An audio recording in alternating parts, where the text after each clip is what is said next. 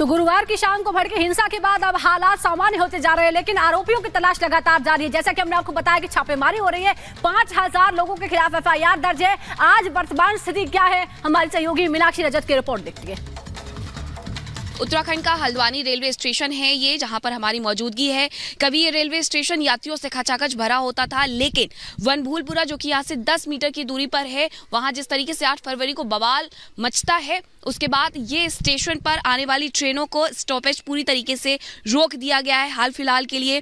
Station अधीक्षक शमन रॉय का भी यही कहना है कि यहाँ से जो ट्रेनें जा रही हैं वो लाल कुआं में ही रोकी जा रही है या फिर काठगोदाम तक आगे बढ़ जा रही है, लेकिन हल्द्वानी के रेलवे स्टेशन पर ट्रेनें ना रुके, इसका खास ख्याल रखा जा रहा है। और यही वजह है कि यहाँ पर पुलिस की मौजूदगी भी देखी जा सकती है। भारी डिप्लॉयमेंट पुलिस का किया गया है। तस्वीरें दिखाई फिरदौस की किस तरीके से यहाँ पर पुलिस की जो डिप्लॉयमेंट है वो भी किया गया है। और अगर कोई गलती से रुकता है, ट्रेन अगर स्लो होती है, तो उन्हें साफ तौर पर एहतियात बरतने के लिए कहा जा रहा है। उनसे कहा जा रहा है कि आप यहाँ पर ना रुके, या तो आप लाल कुआं रेलवे स्टेशन पर ही उतर जाएं या फिर काठगोदाम आगे जो रेलवे स्टेशन पड़ता है वहां पर जाकर के उतरे।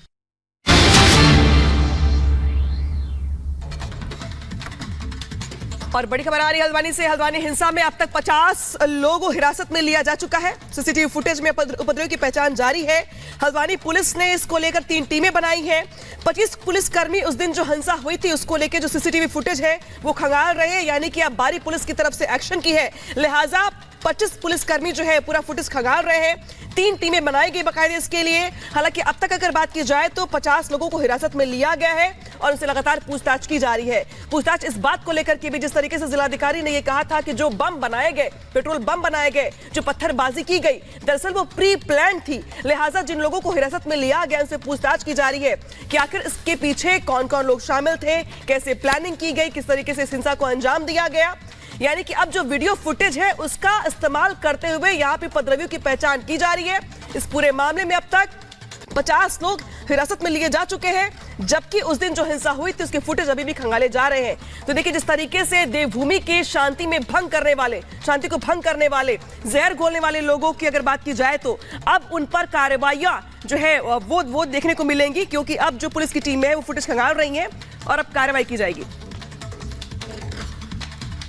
वकील, हल्द्वानी में हुई उस हिंसा के बाद की स्थितियां किस तरह की है, वहां से हमारी सहयोगी मीनाक्षी ने एक रिपोर्ट आप तक भेजी है, वो आपको दिखाते हैं।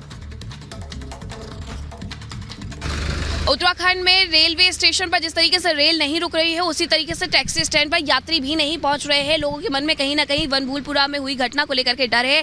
टैक्सी स्टैंड पर हम मौजूद हैं, यहाँ पर लोगों से बात करते हैं। आप गाड़ी चलाते हैं, कहाँ से कहाँ तक जाती है आपकी गाड़ी हल्द्वानी से? हिल से ऑल इंडिया आती है, तो ज़्यादा हिल चलते हैं हम लोग। अभी यात्री यहाँ पर आ रहे हैं, कहीं जा रहे हैं? नहीं नहीं, कहीं बहुत कम है ही नहीं। जीरो समझ लो, जैसे इमरजेंसी वही निकल रहे हैं, इतना नहीं कोई नहीं निकल रहा है। इसके पहले कभी ऐसा हुआ? आज तक पहली बार हुआ हल्द्वानी में ऐसा, आज तक कभी ऐसा नहीं हुआ। भाई साहब आप बताएंगे, यहाँ पर यात्री आ रहे हैं, कहीं जाने के लिए टैक्सी वगैरह ले रहे हैं या काम धंधा सब बंद है? बंद है काम धंधा। कोई आ रहा है इमरजेंसी में तो उसको सेवा दे रहे हैं, इमरजेंसी सेवा दे रहे हैं हम लोग। बाकी तो यात्री भी बाहर से नहीं आ पा रहा है।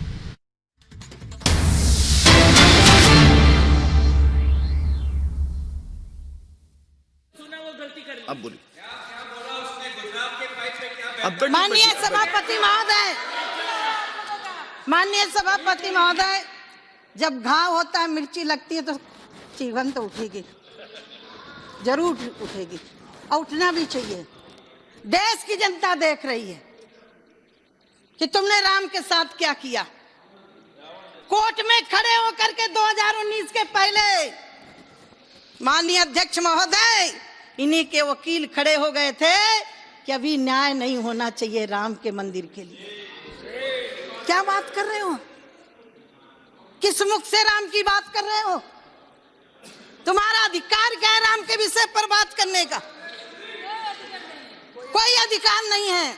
कोर्ट में खड़े होकर के मैं न्यायाधीशों का सम्मान करती हूँ और देश के यशस्वी प्रधानमंत्री जी का भी अभिनंदन करती हूँ और ये कहना चाहती हूँ, राम मिले केवट के विश्वासों पर,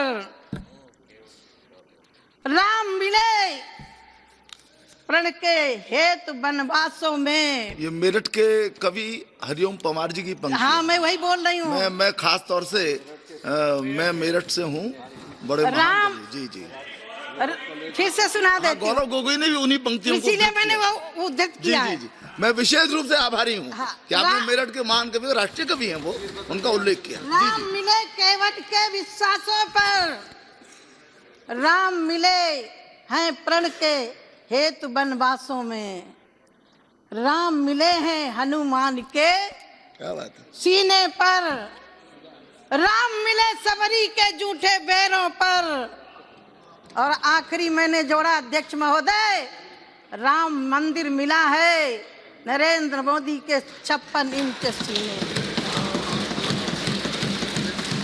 माननीय अध्यक्ष महोदय, राम का इतिहास यदि इन्होंने पढ़ा होता तो जो राम को नकार रहे उनको जवाब मिलना चाहिए था, रामायण फाड़ने वालों को जवाब मिलना चाहिए था, लेकिन नहीं दे सकते। अब कहते हैं, हमारे यहाँ कहावत है, यदि छछूंदर सांप निगल लेता है तो ना उगलते बनता है और ना ही निगलते बनता है। वही स्थिति है इनकी।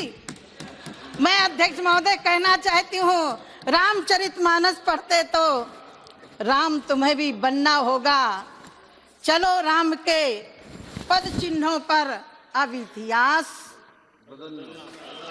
अध्यक्ष महोदय, जब गरीबों की बात कर रहे थे, मैं तो आज अपने विषय पर सीमित रहने वाली थी, लेकिन इन्होंने छेड़ दिया, और जो छेड़ोगे तो हम छोड़ेंगे भी नहीं। अध्यक्ष महोदय, कल मैंने उस हाउस में जवाब दिया है। अध्यक्ष महोदय, यदि इन्होंने गरीबी दूर की होती तो आज 4 करोड़ लोगों को घर देने की हमें जरूरत नहीं पड़ती। वो कौन है? वही है सवरी के लोग, वही है निषाद के लोग, वही है जटायु के लोग, वही है रीछों के लोग, जिनको समाज में मर्यादा पुरुषोत्तम भगवान के पद चिन्हों पर चलने वाले युग पुरुष नरेंद्र मोदी जी ने दिया। माननीय अध्यक्ष महोदय, ये कह रहे हैं गरीबी दूर हो गई। मुझे बड़ा आश्चर्य होता है, गरीबी दी किसने? अध्यक्ष महोदय, आज मैं थोड़ा अपने बचपन की बात जरूर बताना चाहूंगी। जब इन्होंने कहा, मैं तो राम जन्मभूमि तक सीमित थी, मुझे आगे नहीं बढ़ना था। सन 82 में मैंने घर छोड़ दिया था। मेरे पिता दूसरों की ईंटें पात के अपने हम लोगों को पालन करते थे। सन्यासी हो गई थी 14 साल की आयु में। श्रीमती स्वर्गीय इंदिरा गांधी जी हमीरपुर जिले में सुमेरपुर ब्लॉक में गई थी। संत थे, सरल स्वभाव था। हमने सुना कि प्रधानमंत्री जी आई हैं। 14 साल की आयु क्या होती है? लेकिन पहली स्पीच थी कि हम गरीबों को घर देंगे, गरीबों को भूखे नहीं सोने देंगे। अध्यक्ष महोदय, मुझे बड़ा विश्वास हुआ।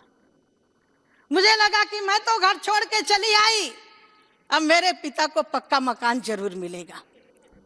अध्यक्ष महोदय, ये नारा 14 तक चला। और मेरा सौभाग्य अध्यक्ष महोदय, गरीब की बेटी को, गरीबों को घर देने का अधिकार यदि किसी को दिया है तो मुझे दिया है। मेरे सहन से हो रहे हैं। अध्यक्ष महोदय, सूखा पड़ा था मेरे गांव में, नहर की खुदाई हो रही थी। शायद 12 साल की आयु होगी। काम के बदले अनाज की घोषणा की गई थी। मैं भी जाती थी इतनी मिट्टी उठा करके, ज्यादा अनाज मिले।